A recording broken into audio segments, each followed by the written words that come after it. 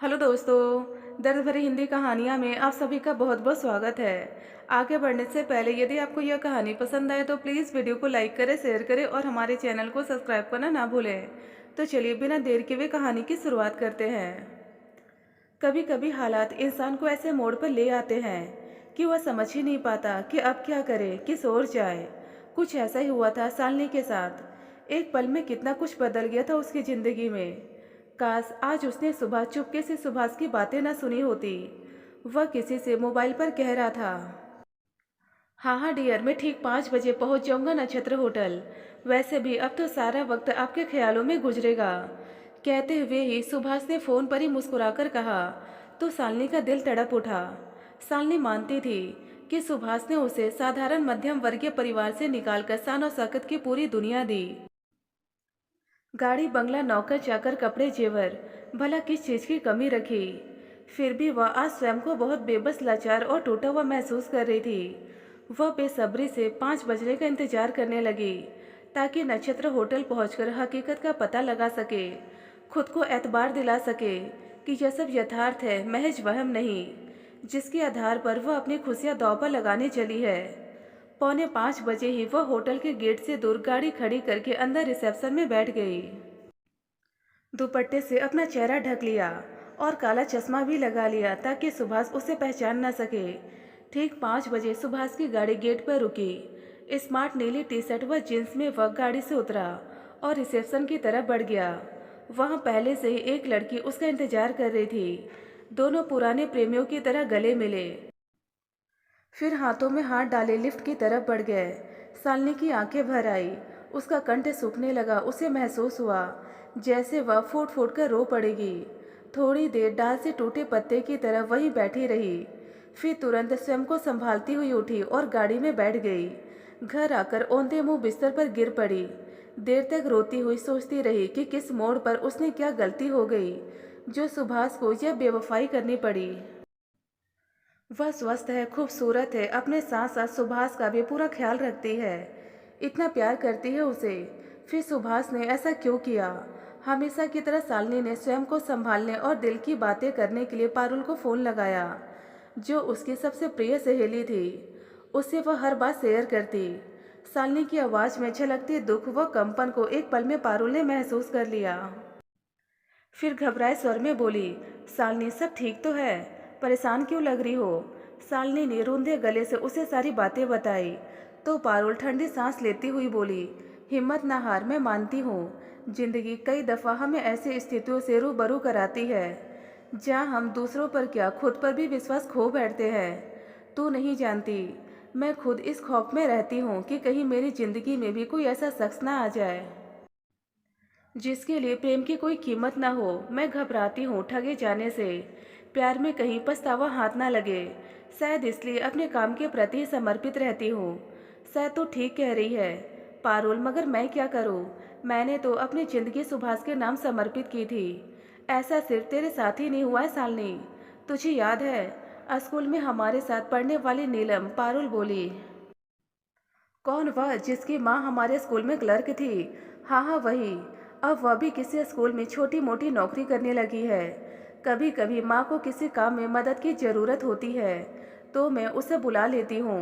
Attach हो गई है हमसे, पास में उसका घर है, अपने बारे में सब कुछ बताती रहती है। उसने लव मैरिज की थी पर उसके साथ भी यही कुछ हुआ। ओह, फिर तो वह भी परेशान होगी, आकर रो रही होगी तेरे पास, अंदर ही अंदर घुट रही होगी जैसे मैं। नहीं, ऐसा कुछ नहीं। उसका रिएक्शन बहुत अलग रहा। उसने उसी वक्त खुलकर इस विषय पर अपने पति से बात की, जली कटी सुनाकर अपनी भड़ास निकाली, फिर अल्टीमेटम भी दे दिया कि यदि आइंदा इस घटना की पुनरावृत्ति हुई तो वह घर में एक पल भी नहीं रुकेगी। उसने ठीक किया, मगर मैं ऐसा नहीं कर सकती। समझ नहीं आ रहा कि क्या करूं। बूझे स्वर में शालिनी ने कहा, यार कभी कभी ऐसा होता है, जब दिमाग कुछ कहता है और दिल कुछ, तब समझ नहीं आता कि क्या किया जाए। बहुत असमंजस की स्थिति होती है, खासकर जब धोखा देने वाला वही हो जिससे आप सबसे ज़्यादा प्यार करते हैं। मेरी बात मान, अभी तो आराम कर। सुबह ठंडे दिमाग से सोचना और वैसे भी छोटी छोटी बातों पर परेशान होना उचित नहीं। यह बात छोटी नहीं है पारुल, मेरी पूरी जिंदगी का सवाल है। फिर भी चल, रिसीवर रखती हूँ मैं, कहकर शालिनी ने रिसीवर रख दिया और कमरे में आकर सोने का प्रयास करने लगी। मगर मन था कि लौट लौट कर उसी लम्हे को याद करने लगता जब दिल को गहरी चोट लगी थी। और फिर यह पहली दफ़ा नहीं है जब सुभाष ने उसका दिल तोड़ा हो। इससे पहले भी श्रुति के साथ सुभाष का बेहद करीबी रिश्ता होने का एहसास हुआ था उसे। मगर तब सुभाष ने यह कहकर माफ़ी मांग ली थी कि श्रुति उसकी बहुत पुरानी दोस्त है और उसे एक तरफा प्यार करती है, वह उसका दिल नहीं तोड़ना चाहता। शालिनी यह सुनकर खामोश रह गई थी, क्योंकि प्रेम शब्द और उससे जुड़े एहसास का बहुत सम्मान करती है वह। आखिर उसने भी तो सुभाष से मोहब्बत की है। यह बात अलग है कि सुभाष के व्यक्तित्व व संपन्नता के आगे वह स्वयं को कमतर महसूस करती है और जबरन उसे स्वयं से बांधे रखना नहीं चाहती थी। आज जो कुछ भी उसने देखा उसे वह मोहब्बत तो कतई नहीं मान सकती थी। यह तो सिर्फ और सिर्फ वासना थी। देर रात जब सुभाष लौटा तो हमेशा की तरह बहुत ही सामान्य व्यवहार कर रहा था। उसका यह रूप देखकर शालिनी के दिल में कांटे की तरह कुछ चुभा, मगर वह कुछ बोली नहीं। कहती भी क्या, जिंदगी तो स्वयं ही उसके साथ खेल खेल रही थी। पिछले साल उसे पता चला था कि सुभाष ड्रग्स एडिक्ट है, मगर तब उसे इतना दुख नहीं हुआ जितना आज हुआ था। उस समय विश्वास टूटा था और आज तो दिल ही टूट गया था। इस बात को बीते 2 माह गुजर चुके थे, मगर स्थितियां वैसे ही थी।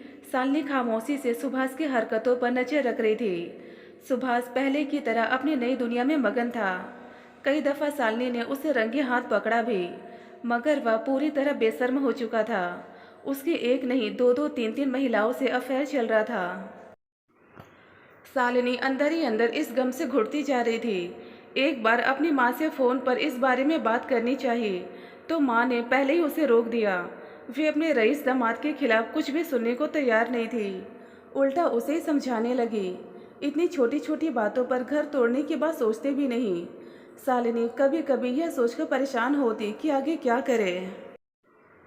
क्या सुभाष को तलाक देना या घर छोड़ने की धमकी देना उचित रहेगा? मगर वह ऐसा करे भी तो किस आधार पर? यह सारा ऐशो आराम छोड़कर वह कहाँ जाएगी? माँ के 2 बेडरूम के छोटे से घर में। उसने ज़्यादा पढ़ाई भी नहीं की है जो अच्छी नौकरी हासिल कर चैन से दिन गुजार सके। भाई भाभी का चेहरा यूं ही बनता रहता है, तो क्या दूसरी शादी कर ले? मगर कौन कह सकता है कि दूसरा पति उसके हिसाब का ही मिलेगा। उसके विचारों की उथल पुथल यही समाप्त नहीं होती। घंटों बिस्तर पर पड़े पड़े वह अपने आप को सांत्वना देती रहती और सोचती कि पति का प्यार भले ही बढ़ गया हो, पर घर परिवार और समाज में इज्जत तो बरकरार है। धीरे धीरे शालिनी ने स्वयं को समझा लिया कि अब यही उसकी ज़िंदगी की हकीकत है। उसे इसी तरह सुभाष की बेवफाइयों के साथ ज़िंदगी जीनी है। फिर एक दिन सुबह सुबह पारुल का फ़ोन आया। वह बोली, शालिनी जानती है, अपने नीलम ने पति को तलाक देने का फैसला कर लिया है। वह पति का घर छोड़कर आ गई है। शालिनी चौंक उठी। यह क्या कह रही है तू? उसने इतनी जल्दी इतना बड़ा फैसला कैसे ले लिया? मेरे ख्याल से उसने कुछ गलत नहीं किया शालिनी। आखिर फैसला तो लेना ही था उसे। मैं तो कहती हूँ तुझे भी यही करना चाहिए। उसने सही कदम उठाया है। हूँ कहकर रिसीवर रखती शालिनी सोच में पड़ गई। दिन भर बेचैन रही, रात भर करवटें बदलती रही। दिल में लगातार विचारों का भंवर चलता रहा। आखिर सुबह वह एक फैसले के साथ उठी और स्वयं से ही बोल पड़ी कि ठीक है, मैं भी नीलम की तरह ही कठोर कदम उठाऊंगी। तभी सुभाष को पता चलेगा कि उसने मेरा दिल दुखाकर अच्छा नहीं किया। बहुत प्यार किया था मैंने उसे, मगर वह कभी मेरी कद्र नहीं कर सका। फिर सब कुछ छोड़कर वह बिना कुछ कहे घर से निकल पड़ी। वह नहीं चाहती थी कि सुभाष फिर से उससे माफ़ी मांगे और वह कमज़ोर पड़ जाए। न ही वह अब सुभाष की बेवफाई के साथ जीना चाहती थी, न ही अपना दर्द दिल में छिपाकर टूटे दिल के साथ ऐसे शादीशुदा जिंदगी जीना चाहती थी। मायके वाले उसके काम नहीं आएंगे, यह एहसास था उसे, मगर इस खौफ की वजह से अपनी मोहब्बत का गला घुटते देखना भी मंजूर नहीं था। वह निकल तो आई थी, मगर अब सबसे बड़ा सवाल यह था कि वह आगे क्या करे, कहाँ जाए। बहुत देर तक मेट्रो स्टेशन पर बैठी सोचती रही। तभी पारुल का फ़ोन आया।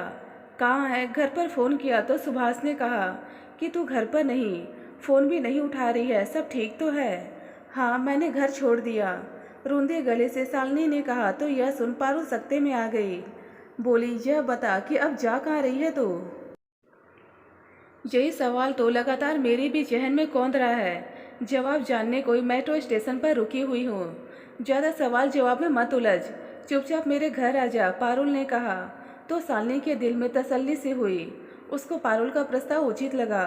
आखिर पारुल भी तो अकेली रहती है। दो सिंगल महिलाएं एक साथ रहेंगी तो एक दूसरे का सहारा ही बनेंगी। सारी बातें सोचकर शालिनी चुपचाप पारुल के घर चली गई। पारुल ने उसे सीने से लगा लिया। देर तक शालिनी से सारी बातें सुनती रही। फिर बोली, शालिनी आज जी भर कर रो ले, मगर आज के बाद तेरे जीवन से रोने धोने या दुखी रहने का अध्याय समाप्त। मैं हूं ना, हम दोनों एक दूसरे का सहारा बनेंगे। शालिनी की आंखें भर आई। रहने की समस्या तो सहेली ने दूर कर दी थी, पर कमाने का मसला बाकी था। अगले दिन से ही उसने अपने लिए नौकरी ढूंढनी शुरू कर दी। जल्दी ही नौकरी भी मिल गई। वेतन कम था मगर गुजारे लायक तो था ही। नई जिंदगी ने धीरे धीरे रफ्तार पकड़नी शुरू ही की थी कि शालिनी को महसूस हुआ कि उसके शरीर के अंदर कोई और जीव भी पल रहा है। इस हकीकत को डॉक्टर ने भी कंफर्म कर दिया, यानी सुभाष से जुदा होकर भी वह पूरी तरह उससे अलग नहीं हो सकी थी। सुभाष का अंश उसके कोख में था। भले ही इस खबर को सुनकर चंद पलों को शालिनी हतप्रभ रह गई, मगर फिर उसे महसूस हुआ जैसे उसे जीने का नया मकसद मिल गया हो। इसी बीच शालिनी की मां का देहांत हो गया। शालिनी अपने भाई भाभी से वैसे भी कोई संबंध रखना नहीं चाहती थी। पारुल और शालिनी ने दूसरे इलाके में एक सुंदर घर खरीदा और पुराने रिश्तों व सुभाष से बिल्कुल दूर चली गई। बच्ची थोड़ी बड़ी हुई तो दोनों ने उसका एडमिशन एक अच्छे स्कूल में करा दिया। अब शालिनी की दुनिया बदल चुकी थी। वह अपनी नई दुनिया में बेहद खुश थी, जबकि सुभाष की दुनिया उजड़ चुकी थी। जिन लड़कियों के साथ उसके गलत संबंध थे, वे गलत तरीकों से उसके रुपए डुबोती चली गई। बिजनेस ठप होने लगा। वह चिड़चिड़ा और क्षुब्ध रहने लगा।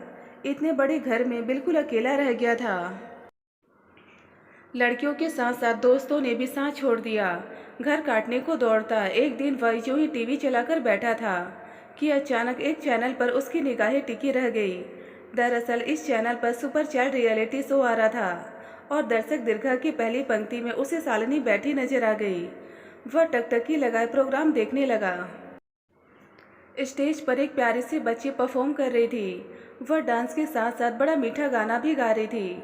उसके चुप होते ही शो के सारे जज खड़े होकर तालियां बजाने लगे। सबने खूब तारीफ की।